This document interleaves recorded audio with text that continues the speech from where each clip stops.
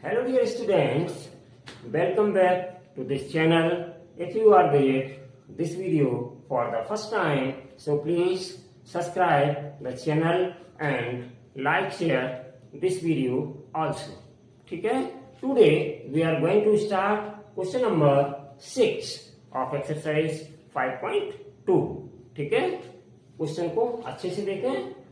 Continue आपको questions करा रहा हूँ, क्वेश्चंस को अच्छे से देखें. लेकिन एक रिक्वेस्ट आपसे है कि मैंने अभी अभी वो बोला है कि वीडियो को शेयर जरूर कर दिया करिए. ठीक है, जिससे कि और भी लोगों को इसका बेनिफिट मिल सके बच्चों. ठीक है, चलिए.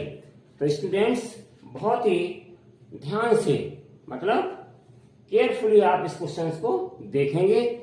ठीक है, अंत तक देखेंगे जिससे सारी बात आप इसकी समझ सकें. ओके, चलिए.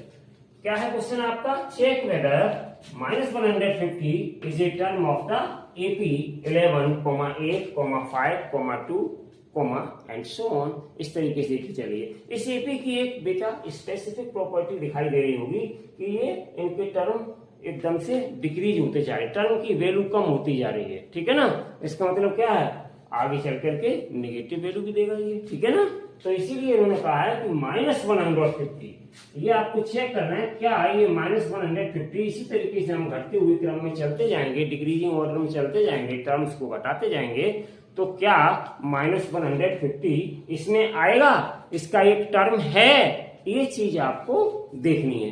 तो बच्चों इसके लिए आप ध्यान रखिएगा कि अगर -150 इसका एक टर्म है, this means that the value of n should be an positive integer. और अगर ऐसा नहीं है कि n की वैल्यू एक पॉजिटिव इंटीजर नहीं आती है, then we can say that -150 is not a term of the given AP.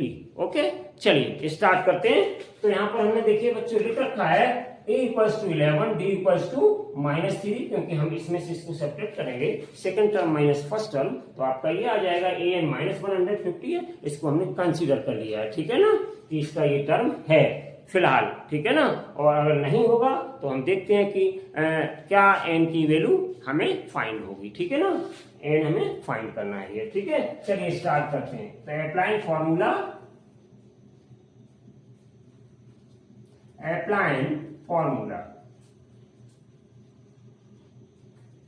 Apply कर दीजिएगा. वही फॉर्मूला आपका AN = A + n-1 और इंटू D. ठीक है ना? तो AN की वैल्यू है कितनी है स्टूडेंट्स? हमने कितनी कंसीडर करी है? -150. ये n की वैल्यू कंसीडर करिए. ठीक है ना? और इक्वल्स टू A की वैल्यू है कितनी है? 11 और प्लस n-1 और इंटू D की वैल्यू कितनी है? -3. इसको ब्रैकेट में रखिएगा क्योंकि नेगेटिव साइन के साथ है. ठीक है ना? तो इसको थोड़ा और सॉल्व कर लीजिएगा स्टूडेंट्स. तो -150, ध्यान दीजिएगा, ये प्लस का 11, इसको ट्रांसपोज करेंगे लेफ्ट हैंड साइड में, तो ये माइनस का 11 हो जाएगा. ठीक है ना? और इक्वल्स टू ये आपका -3 है स्टूडेंट्स, इसको हम आगे ले लेंगे इनटू में, तो -3 और n-1. ठीक है ना?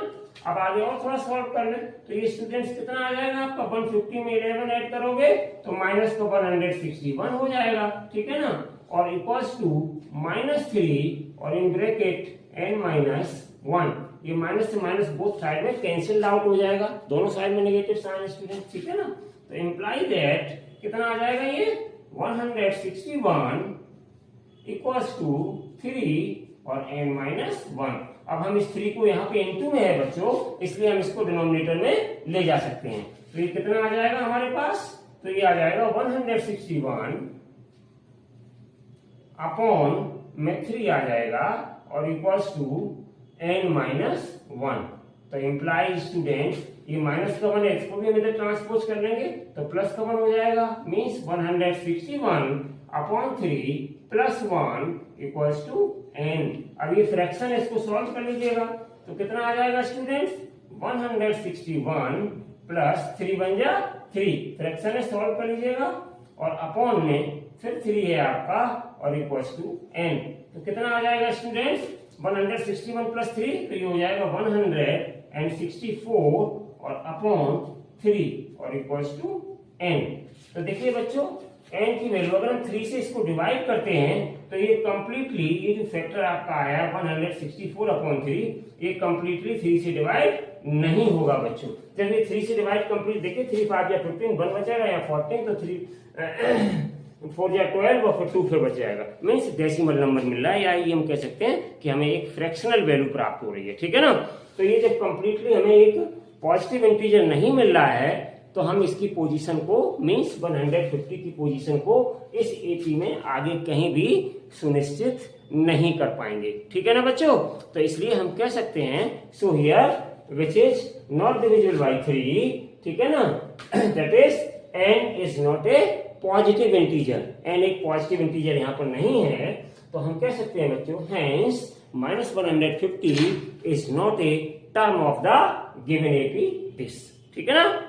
ओके, तो यहां पे आप लिख दीजिएगा लास्ट में, since n is not A positive integer,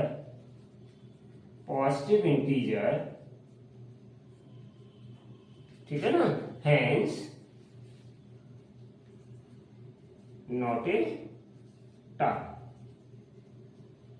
थोड़ा सही से लिख दीजिएगा, and not a term of the given AP, मतलब hence -150 is not a term of the given AP. I hope students कि आपको क्वेश्चन बहुत अच्छे से समझ में आ गया होगा। Thank you very much for watching this video. See you again till a new lecture. Till then stay healthy and take care and bye bye.